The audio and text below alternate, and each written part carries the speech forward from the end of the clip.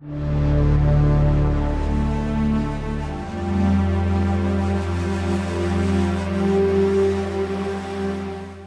అధ్యక్ష ఎన్నికలు ప్రస్తుతం డొనాల్డ్ ట్రంప్ చుట్టూనే తిరుగుతున్నాయి. పెన్సిల్వేనియా స్టేట్లో ఆయనపై హత్యాయత్నం జరగ్గా త్రుటిలో తప్పించుకోవడం, ఆ వెంటనే రిపబ్లికన్ పార్టీ ఆయన్ని అధ్యక్ష అభ్యర్థిగా అధికారికంగా ప్రకటించడం చకచకా జరిగిపోయాయి. ఈ క్రమంలోనే ట్రంప్ కి భారీ ఊరట లభించింది.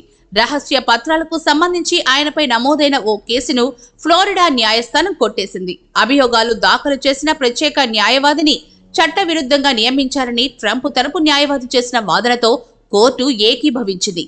దీంతో ట్రంప్ కి మరో తలనొప్పి వదిలిపోయింది.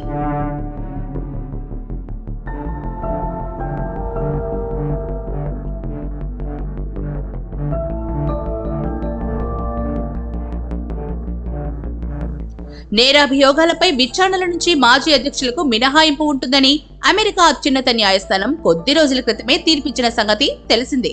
ఆ తీర్పు ట్రంప్ కి కాస్త ఉపశమనం కలిగించగా, ఇప్పుడు ఆ కేసును ఫ్లోరిడా కోర్టు కొట్టేయడంతో ఆయనకు భారీ ఊరట లభించింది.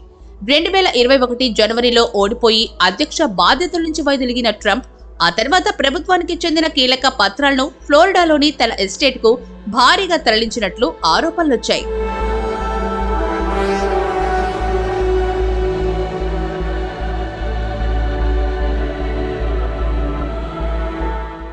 అయితే వైట్ హౌస్ ను ఖాళీ చేసేందుకు తక్కువ సమయం ఇవ్వడంతో ఆ హడావిడిలో కొన్ని పత్రాలు వచ్చుంటాయని ఆయన కార్యాలయం అప్పట్లోనే ప్రకటించింది.